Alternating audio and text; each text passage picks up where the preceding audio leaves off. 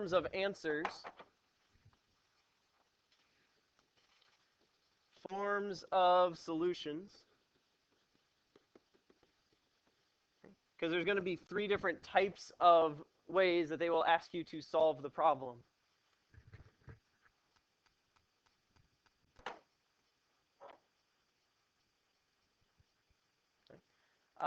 One such way will be solve for a given interval.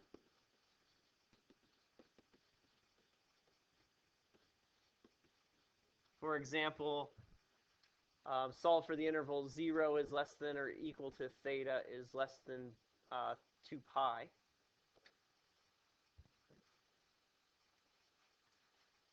And this tells us 2 things. First of all, it tells us what form they want our answers in. These angle measures in terms of radians or degrees?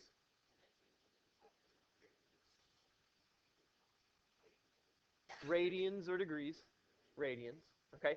And we want every value between 0 and 2 pi that makes the equation true.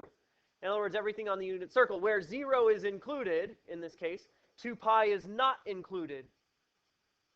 Okay, so 2 pi would not be a solution given the interval. Okay, 0 would be a solution given the interval.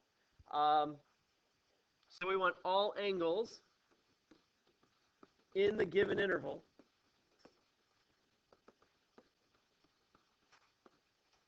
that satisfy the equation.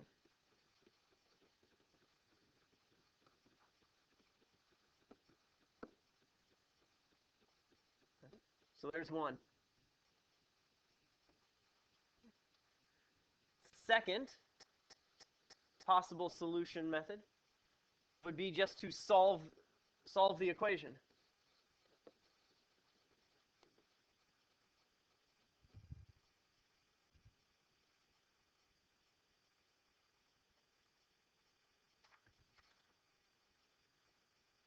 In which case, if they ask you to solve the equation, then you want to give just all angles that satisfy the equation.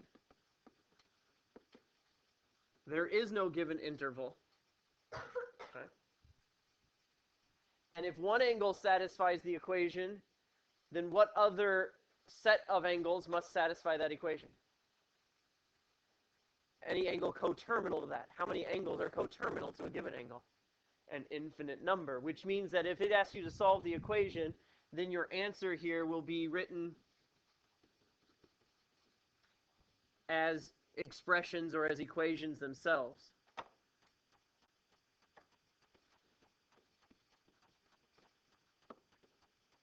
Equations like this. Theta equals some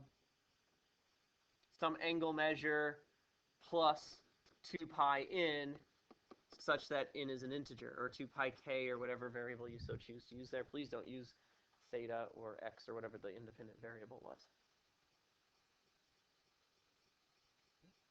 Your expressions or your answers would be written in the form of equations themselves.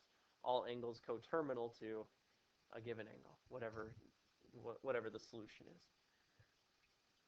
And you may have more than one equation. Thirdly,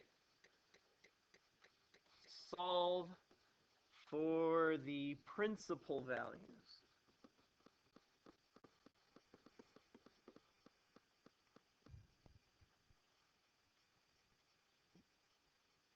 Solve for the principal values of x, or of theta, or whatever.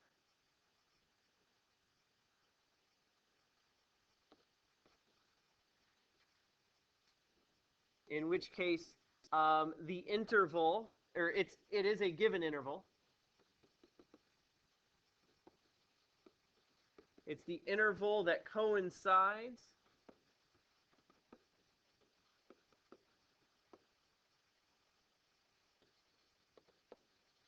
with the restricted range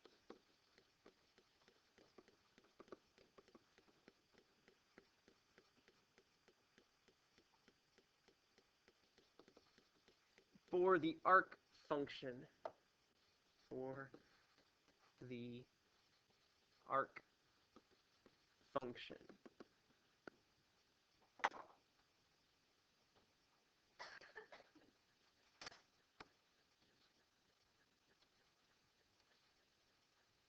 Mhm.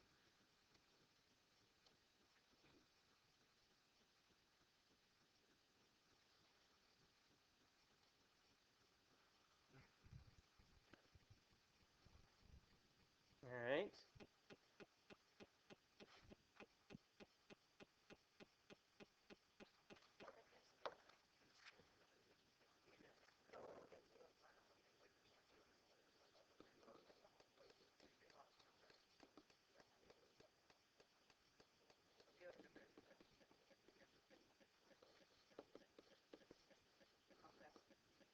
All right, sine of theta. What's the restricted range for the arc sine function?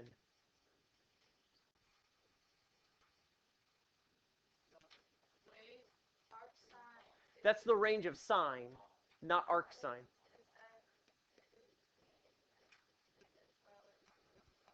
Okay, for sine of theta, theta is between or is an element of negative pi over 2 to pi over 2. The arc sine function has range of negative pi over 2 to pi over 2. Arc cosine?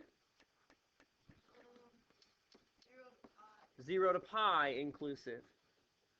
And for tangent?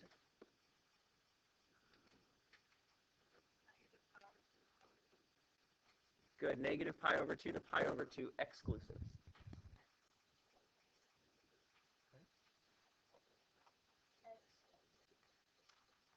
Right, for sine and for tangent, we're talking about the right half of the unit circle, where that fourth quadrant angle we have to be careful about because it's not as it's listed on the unit circle. And for the cosine, we're talking about the top half of the unit circle.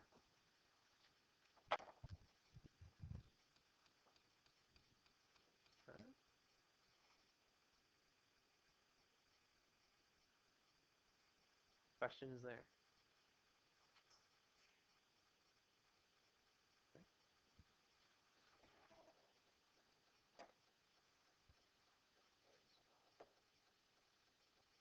You don't want me to scroll up, there's nothing at the top of that page.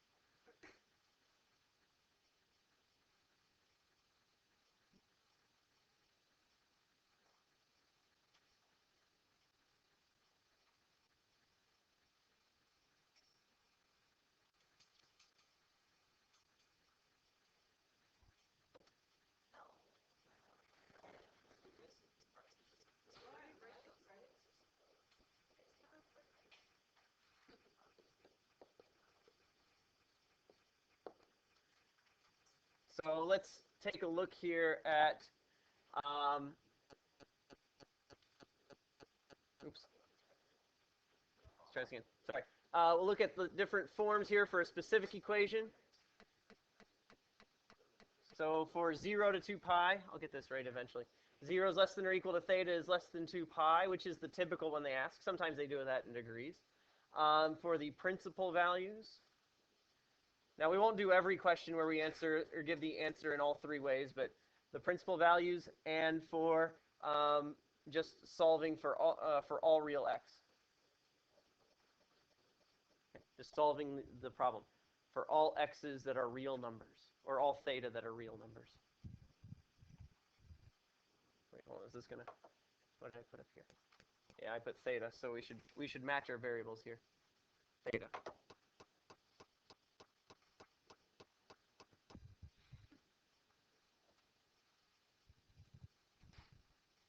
And let's take a look at the equation. We're going to just do a simple one here to get an idea of the form. Y, or not y equals, sorry. Cosine of theta equals 1/2.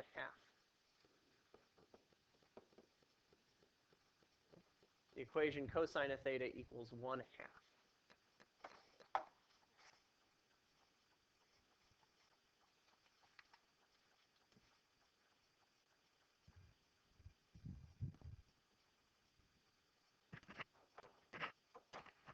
All right. We know where cosine of theta is equal to 1/2, right? If we go to our unit circle, cosine of theta is 1/2 here. 1/2 comma square root of 3 over 2. And here, negative 1/2 comma square root of 3 over 2. Or, I'm sorry, 1/2 comma negative square root of 3 over 2. 1/2 square root of 3 over 2. Negative 1/2, 1/2 negative square root of 3 over 2. Now, since this is in radians, what are these radian measures? Pi over 3. And? Yeah, it's negative pi over 3, but that's not in this interval, right? It's also 5 pi over 3. 5 pi over 3 is the one listed on your unit circle. So our response here would be that theta equals pi over 3 and 5 pi over 3.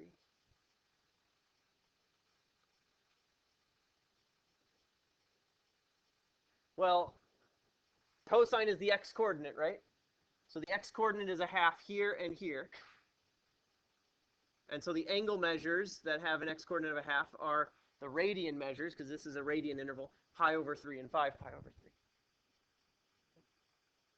Now, what about for the principal values?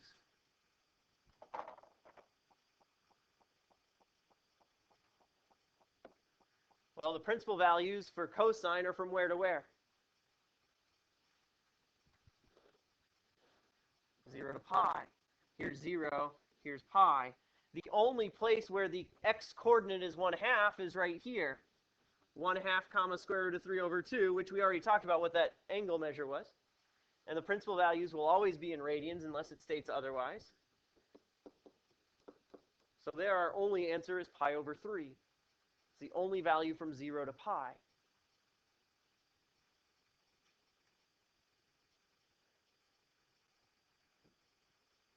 What if it just says to solve, or to solve for all real values of theta? Well, then we go back to this idea of our whole unit circle. And we said it happens at pi over 3 and at 5 pi over 3 on the unit circle. But if we want all angles for which it's true, we also need the angles coterminal to those. So what's theta equal? Well, pi over 3 plus 2 pi k, or 2 pi n, or whatever, where k is an integer. And then also, yeah, I'm going to write or here. Doesn't mean you have to list one or the other. You have to list them both, but it's technically an or statement. Well, because and would imply that it has to make this true and this true at the same time. Okay? We want a theta that makes this one true or makes this one true. There aren't any values that make both of them true. Plus 2 pi k, where k is an integer. In terms of writing them, you have to have both, but the logical statement is an or statement. We want theta to fall into one of those two groups. There is no theta value that falls into the intersection of those two groups. There's in both of them. Okay? Questions there? All right. You might want to, for tomorrow, do a little bit of review on your own about factoring. Okay? Greatest common factor, factoring trinomials, factoring four-term polynomials, factor by grouping. You better have.